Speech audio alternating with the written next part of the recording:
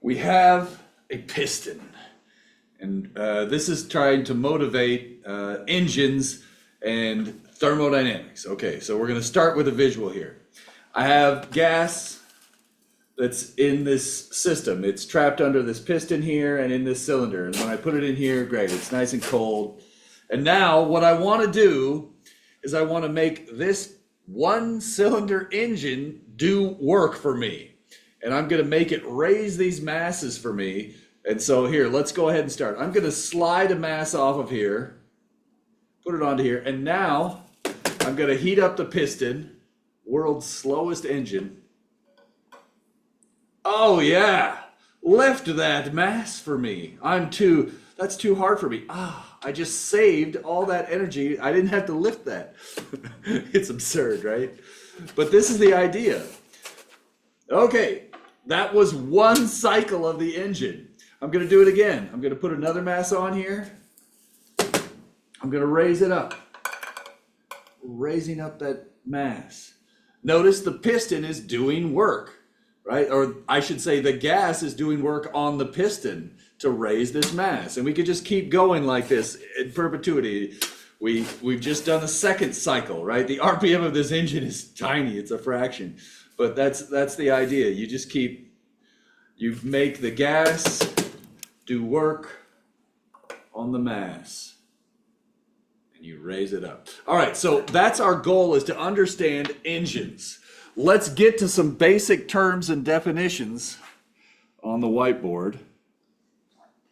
So if we want to understand that, we've got to all be speaking the same language. Thermodynamics, you got to be paying attention. It can get gnarly. So, and I'm going to turn off the heat source really quick. All right. So, let's start from the very beginning, the very basics. System. That's just some quantity of matter around which we draw a boundary. In this system, the system was basically the gas trapped inside this metal can and in here. So the gas that's trapped inside there and trapped inside this metal can is our system. The boundary would be the glass walls, the piston, and the can, and the stopper, etc., the tubing. All right. So it's some quantity of matter, usually a gas. All right, so we're going to be talking about a quantity of gas enclosed in a cylinder. All right, so think of this like a piston with some gas molecules in it, and the gas is trapped under the piston in the cylinder. All right, state. That's the known pressure, volume, and temperature describing the system. So remember, the system is the gas. If we know the pressure, volume, and temperature, we're describing that gas. We know a lot about it. So the pressure, volume, and temperature are called the state variables in this case. So the state would be the numerical values of the state variables. An equation of state is a relationship between the state variables. We've talked very briefly about two of them. The classic is the ideal gas law. PV equals nRT. We see a relationship between the state variables PV and T. There was also van der Waals, making sure I don't screw this up. And I gotta look that one up. I don't use it all the time. One way to write it is P is equal to RT over lowercase v minus b minus a over v squared, where v lowercase is equal to capital V divided by the number of moles. All right? These are two different equations of state. All right? They relate the variables. Generally in this class, we're going to stick to the easy one. But if you're doing more advanced work or gases under high pressure, this starts to break down. And so you might have to do that someday. Thermodynamic equilibrium. That means a system state is unchanging. The pressure, volume, and temperature are constant. All right? On average, throughout the entire medium, it's constant, unchanging. A thermodynamic process. We're going to call a thermodynamic process something that changes the state of the system. We saw, for example, putting the, if we put this can in the ice, that would change the state, right? It's a process. So heating it would be, we'll discuss processes more in depth, but basically anything that you do that changes the state, we're going to call a process. All right. This is kind of a disclaimer we should put on this. This one seems silly. I'm going to mention it anyways. Quasi-equilibrium. We're going to assume for most of the stuff that we're doing that the state changes slowly compared to intermolecular collisions. For example, when I put this thing in the ice, we saw that the piston would, or if I just press on it, right, I could increase the pressure by pushing down on the piston, and I'm doing this somewhat slowly. I'm changing the state, I'm changing the volume, the pressure, maybe the temperature too, right? And so when you do that, we're assuming that happens very slowly compared to the rate of intermolecular collisions. And this is plausible. For example, in this gas, it's probably having about 10 to the 10th collisions per second. Now, even in an engine that's running at greater than 1,000 RPM, this quasi-equilibrium is going to be valid. So it just turns out that's a minor footnote that probably matters if you're going to go on and do thermodynamics. You might be saying, well, how can I use these equations of state that are designed for an equilibrium state, but it's changing? Well, okay, yeah. Different parts of the gas in the cylinder are approximately all at the same state all the time anyways, because the collisions that equilibrate the system are happening so rapidly. It's basically in equilibrium all the time, even while it's changing. Sounds a little weird, right? Yeah. All right, if you care more, you could talk to me in office hours. But for now, focus on these ones. We're going to assume we have state equations, state variables, and thermodynamic processes. Now let's go over to board 2. And that was all on page 86. Now we're going to page 87. All right. Work done by a gas. We saw this piston being raised up when you heat the gas. Right? So there was work being done on that mass to raise it up, right?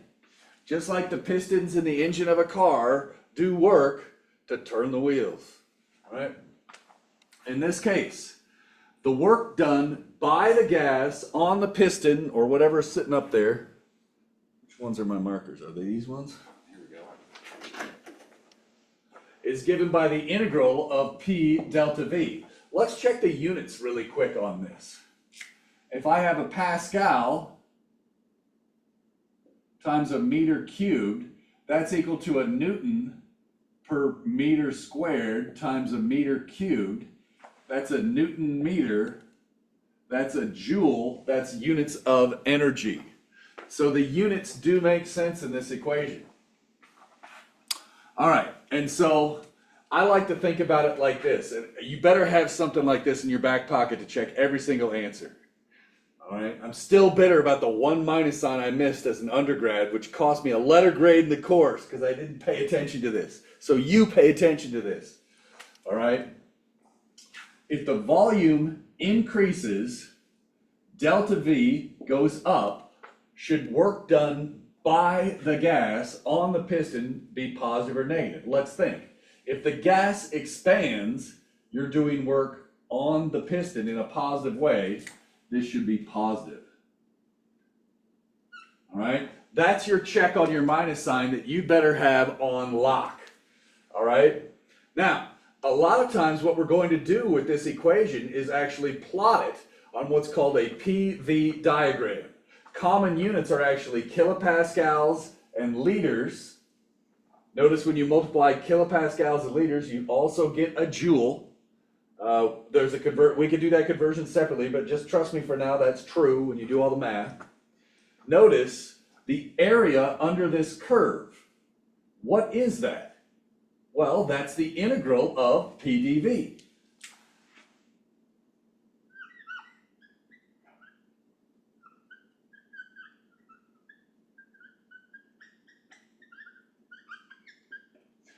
So there are two main ways we talk about the work done by gas. One is just doing calculus, and the other will be drawing PV diagrams. And to be honest, the next 4 videos, I'm going to hammer on it over and over and over again. And we're going to be doing this a lot. So for now, if you're not exactly sure what I mean, trust me, we will get more examples in the coming videos. I do want to mention a couple of things here that's customary when you're drawing a PV diagram. This is state A, and this is state B, right? A state could be described by the pressure and volume, and maybe somewhere we know the number of moles, which allows us to get the temperature from the ideal gas law. So we're describing the state. So we're going from state A to state B, all right? Now, notice in this case, this arrowhead right here. When we are drawing PV diagrams, this is some process, right? A process takes you from one state to the next state. So you have to show the direction of the process on the PV diagram. Why? The arrow pointing this way, this looks like the normal calculus way. We're doing area under the curve is going to the right, work done by the gas will be positive. If the arrow points the other way, notice you're compressing the gas. Delta V would be less than 0 if you're compressing the gas, so the work done by the gas would be less than 0. That's the same thing as saying the piston is doing work on the gas instead of the gas doing work on the piston. All right, and again, we're going to hammer this over and over again till you get it right. Next. The first law of thermodynamics, okay, it's pretty straightforward. I like to think in the upper version, but most people work with the lower version. Let's discuss the difference. If you want to change the internal energy of the gas, you can either add heat to it or do work on it. Now, in practice, we know that the work done on the gas is the opposite of the work done by the gas, right? If you do 10 joules of work on the gas, that means the gas did negative 10 joules of work. All right. So in this case, usually people say the change of internal energy of the gas is how much heat you put in minus the work output from the gas. Because what do we really care about in an engine, right? In an engine, what we care about is how much power you get out of it, or how much work you get out of this engine, right? We want the engine to do work, right? And so what happens here is, if you add some heat to the gas, you're going to do some work. Whatever's left raises the energy of the gas. Again, you dump in some heat, you do some work. The difference between those is how much energy goes into the gas. So this seems reasonable, so probably you should just use this one. I kind of like that one myself, but I've written the book this way because I think most people like this one more. I cannot emphasize enough, when you're reading homework questions, pay attention to on or by, right? Are you doing work on the gas? Are you doing work on the piston? Are you doing work on the by the gas, or how much work is done by the piston? Look at the words of the questions, because these can flip the signs. And if you miss the sign in one of these, that can propagate through to a long, miserable day of confusion. So always check on and by religiously. Always check your signs religiously on these problems. I think I've said that enough. Well, in one of the previous videos, we also learned about constant volume and constant pressure processes. Right? So you could heat something. We saw when we dipped this in there and the mass was raised up, that was a constant pressure. We had the same mass on there. right? So there's different types of processes we're going to learn about. And so two of them that we've discussed already is a constant volume, which is just a sealed container, or constant pressure, which is basically the mass on top of the piston isn't changing. We saw that you could calculate the specific heat using the molar specific heat. And that was related to the degrees of freedom from the kinetic theory crap. And this was the constant specific heat, molar specific heat at constant pressure process. So we found that. So notice, for certain types of processes, we know this information. We can use the integral to figure out this information, and we can learn everything about the gas as it goes through an entire cycle. That's ultimately going to be our goal. Now recall, for your degrees of freedom, monatomic, always F equals 3. So helium, argon, neon, stuff like that. Whereas diatomic, such as air, nitrogen, oxygen, obviously there's a little bit of argon in there or whatever, but we're going to ignore that. It's like 1% or something. Anyways, you have 3 temperature ranges. So